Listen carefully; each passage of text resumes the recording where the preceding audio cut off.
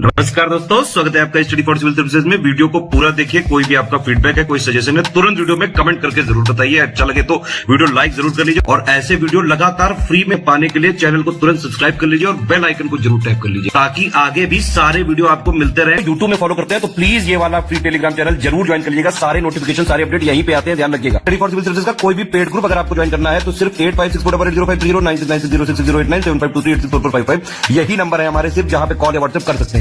Instagram पे हमारा page जरूर फॉलो कर लीजिएगा, स्टडी फॉर सिविल .सर्विसेज है। ट्विटर पे हमको जरूर फॉलो कर लीजिएगा, @study for civils है। सारे क्वेश्चन अटेम्प्ट करिए और स्कोर अपना तुरंत कमेंट करके बताइए। नमस्कार दोस्तों, स्वागत है आपका स्टडी फॉर सिविल सर्विसेज में।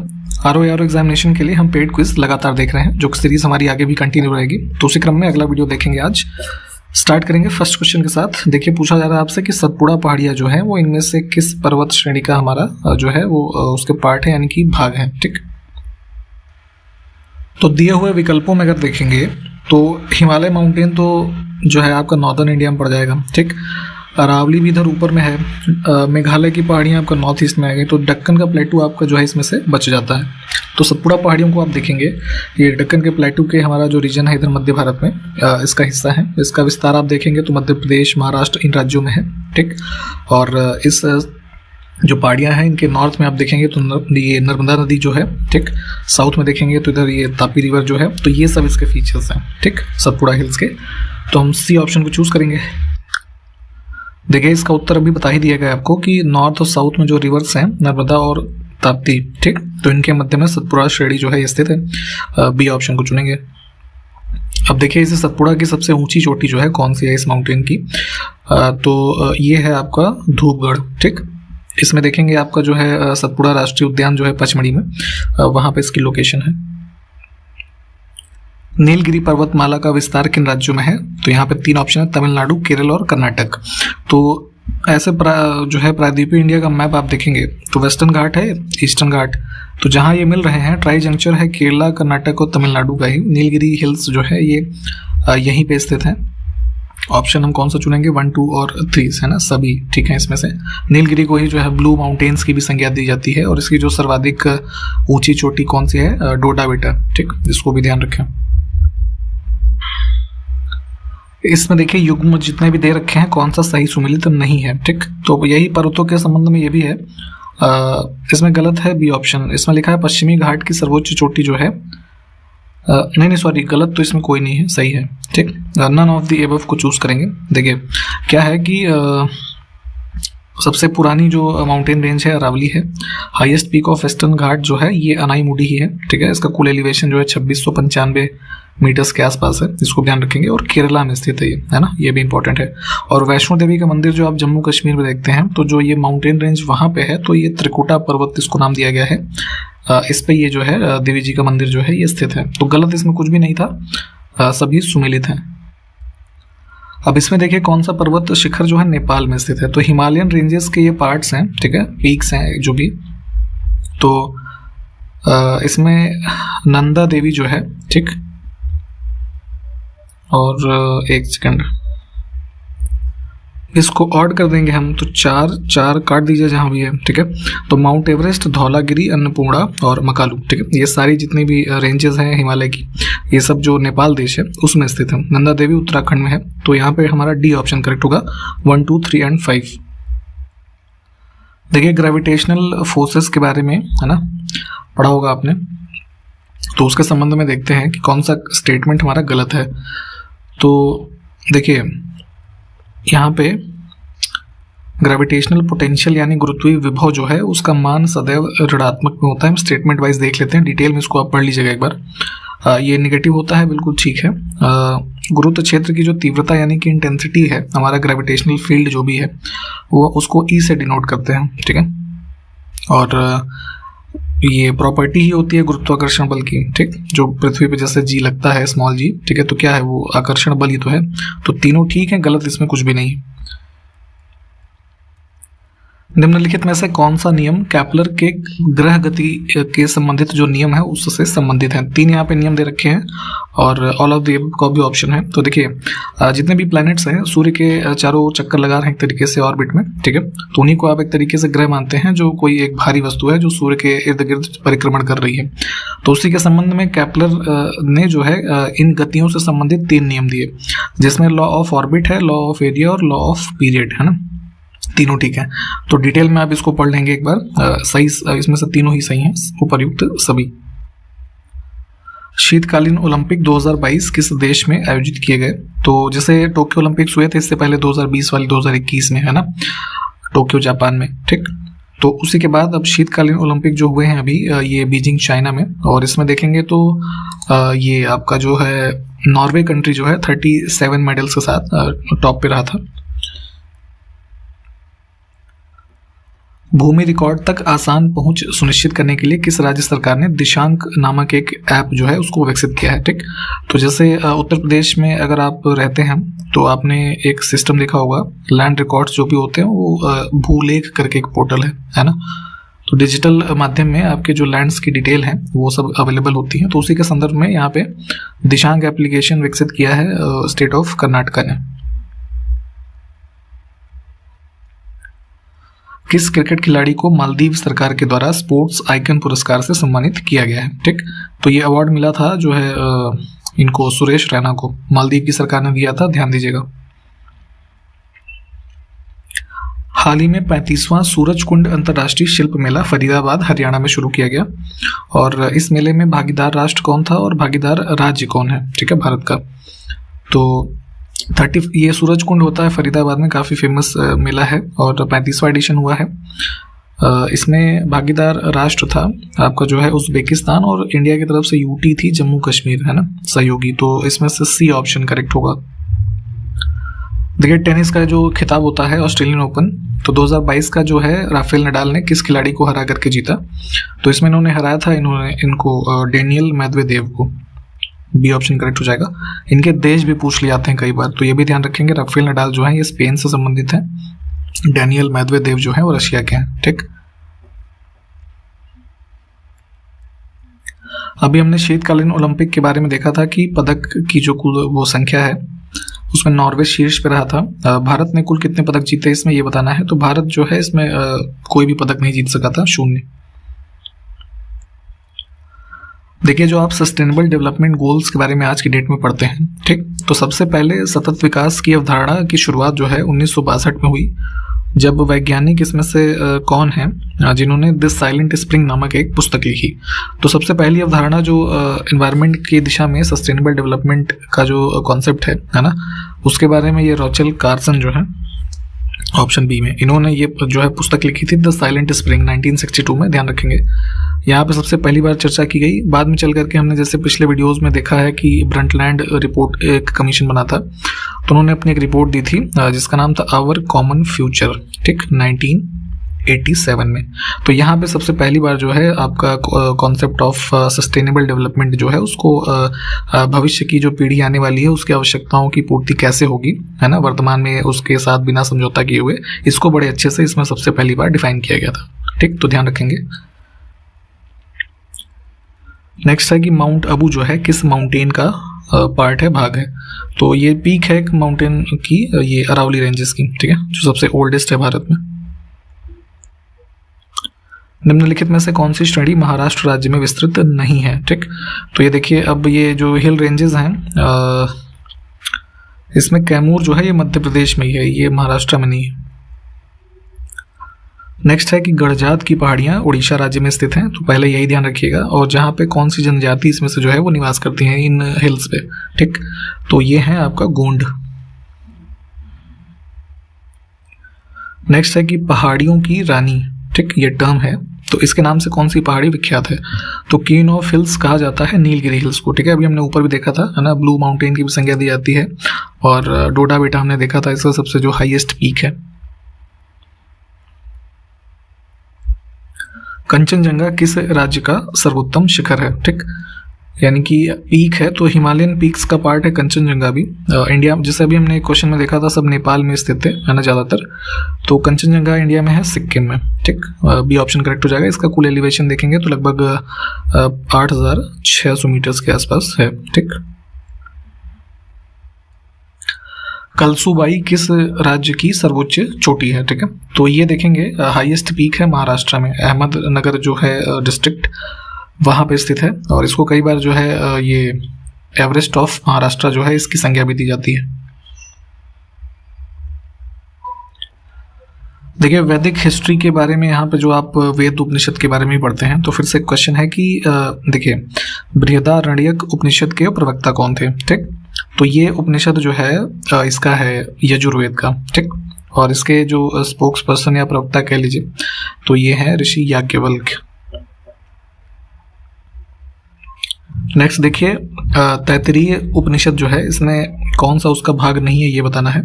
तो तैत्तिरीय भी जो है यजुर्वेद का ही एक उपनिषद है। तो इसके जो भाग हैं ये शिक्षावल्ली, ब्रह्मानंदवल्ली और ये तीसरा भी है भृगुवल्ली। ठीक है, डी ऑप्शन गलत हो जाएगा इसमें देखेंगे जो मेजर हाईलाइट इस उपनिषद के बारे में, तैत्तिरीय उपनिषद के बारे में, तो इसमें जो गुरु और शिष्य के व्यवहार हैं उसके बारे में ज़्यादा एम्फेसाइज किया गया है। इस फैक्ट को ध्यान रख सकते हैं आप। अब देखिए, निम्नलिखित में से किस उपनिषद में यम और नचिकेता का संवाद वर्णित है? ठीक, ये काफ़ी पॉपुलर है स्टेटमेंट, कई बार वैसे भी पूछा गया शायद। तो ये भी यजुर्वेद का ही उपनिषद है, कठोपनिषद है ना, इसमें वर्णित है।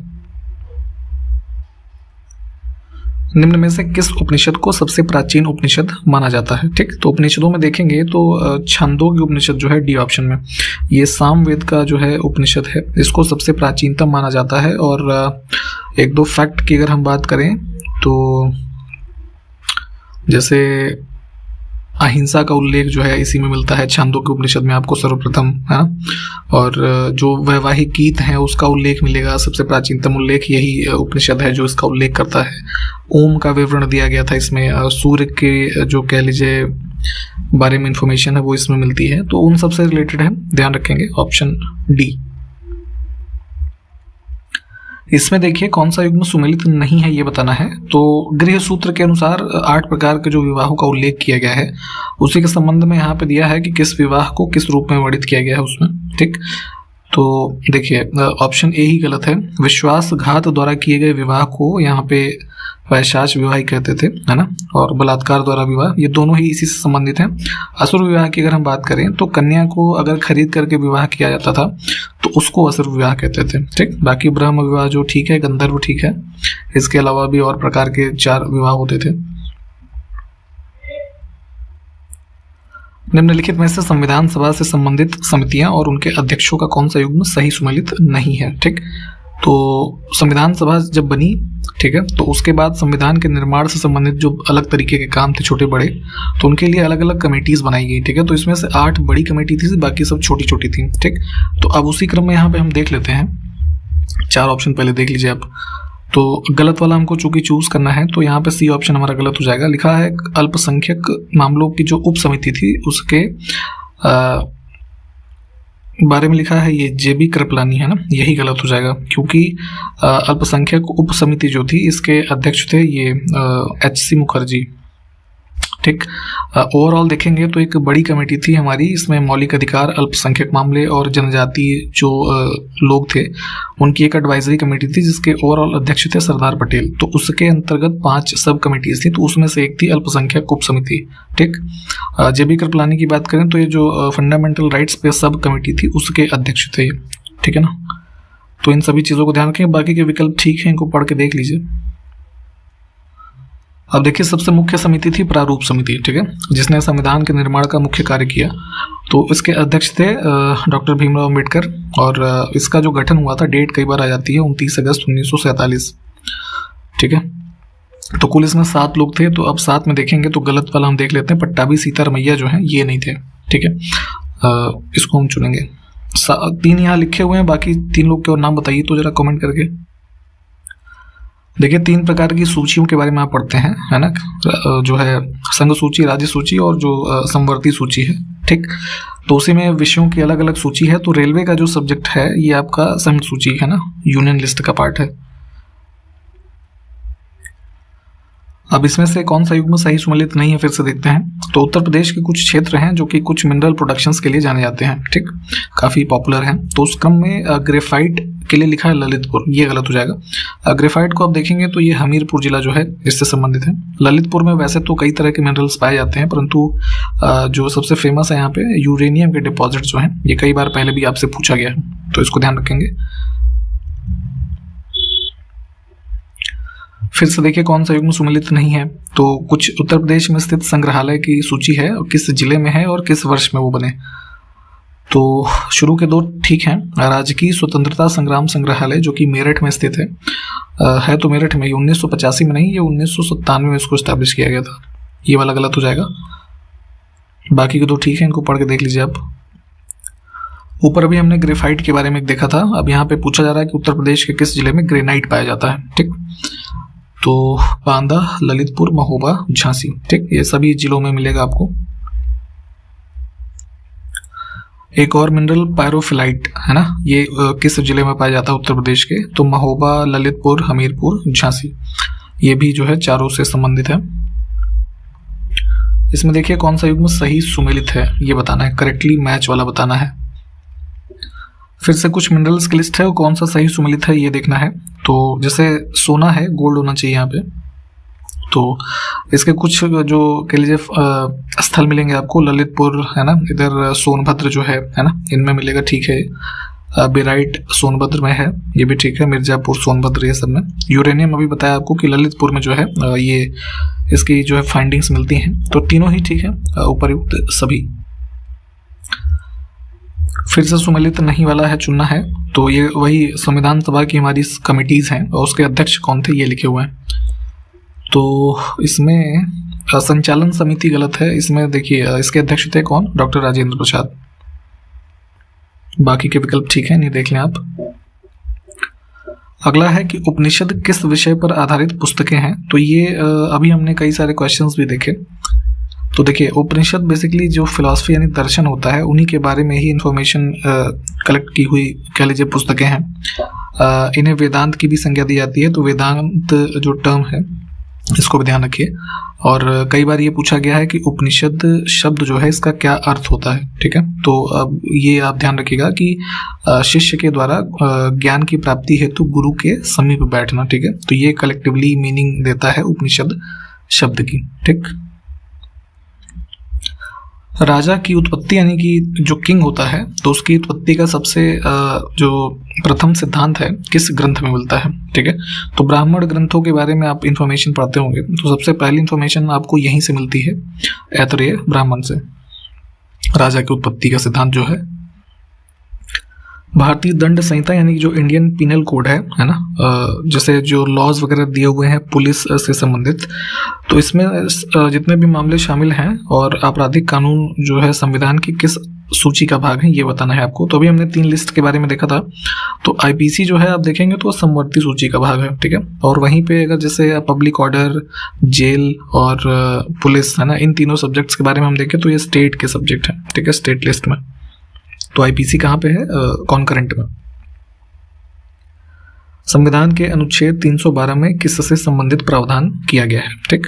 तो काफी इंपॉर्टेंट आर्टिकल है कि ये भी सिविल सर्विसेज की तैयारी आप करते हैं तो आपको पता होना चाहिए कि 312 में ऑल इंडिया सर्विसेज के बारे में प्रावधान किए गए हैं, जिसमें से 3 प्रकार की ऑल इंडिया सर्विसेज होती हैं। कौन कौन सी, IAS, IPS और IFS, इंडियन फॉरेस्ट सर्विस।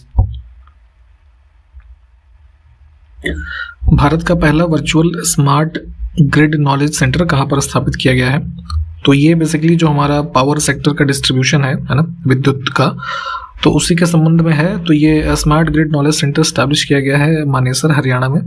और इसमें ऑब्जेक्टिव यही है कि जो मतलब फास्टर इनोवेशन हो, उद्यमिता बढ़े, रिसर्च वगैरह ना स्मार्ट ग्रिड टेक्नोलॉजी में, जो भारत में पूरे पावर डिस्ट्रीब्यूशन सेक्टर है उसके संबंध में। तो ए ऑप्शन करेक्ट है। डिटेल में चाहे तो इसको थोड़ा पढ़ लीजिएगा। अभी हाल ही में कौन सा राज्य है जिसने अलग कृषि निर्यात नीति तैयार किया है, तो वही पूछा जा रहा है आपसे, ठीक है। तो एज स्टेट लेवल पे एग्रीकल्चरल एक्सपोर्ट पॉलिसी तैयार की थी महाराष्ट्र ने। अहिंसा विश्व भारती संगठन के द्वारा भारत का पहला वर्ल्ड पीस सेंटर किस शहर में स्थापित किया जाएगा। तो जो है एक तरीके से शांति और ये सब चीज़ें स्प्रेड करने की दिशा में इसका कॉन्सेप्ट दिया था। एक संगठन है अहिंसा विश्व भारती, ठीक है। तो इन्होंने अनाउंस किया था अभी मार्च 2022 में ये सेंटर स्टैब्लिश किया जाएगा यहाँ पे गुरुग्राम में, हरियाणा। देखिए ज़्यादातर जो प्रोफेशनल कोर्सेज हैं उनकी पढ़ाई इंग्लिश में ही होती थी अब तक, जैसे इंजीनियरिंग, मेडिकल, ये सब हो गया ना। तो उसी क्रम में हिंदी में अब मेडिकल की पढ़ाई कराने वाला भारत का पहला राज्य कौन सा हुआ? तो ये है मध्य प्रदेश। उत्तर प्रदेश में भी हालांकि काम चालू हो गया है। सड़क पर रहने वाले जानवरों के लिए भारत की पहली एम्बुलेंस जो है किस राज्य में शुरू की गई? ठीक है, तो जो स्ट्रीट एनिमल्स होते हैं जैसे गाय, कुत्ता, ये सब जो है नहीं, तो इनमें मान लीजिए उनको कोई बीमारी है या कुछ समस्या है, तो इन सबको एड्रेस करने के लिए पहली एम्बुलेंस शुरू की गई है तमिलनाडु में।